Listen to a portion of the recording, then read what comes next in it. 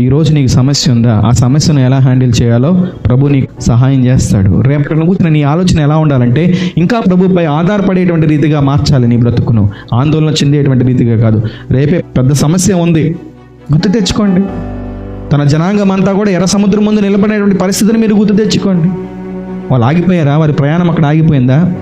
రేపు సముద్రం పోలేటువంటి సమస్య, అంత భయంకరమైనటువంటి సమస్య, అంత పెద్ద సమస్య, నీవు నేను దాటలేనటువంటి సమస్య ఉందేనే అనుకుందాం, చింతించవలసిన పని లేదు. దాని ఉద్దేశం బాధలు ఉండవు, కష్టాలు ఉండవు, కన్నీరు ఉండదు అని కాదు.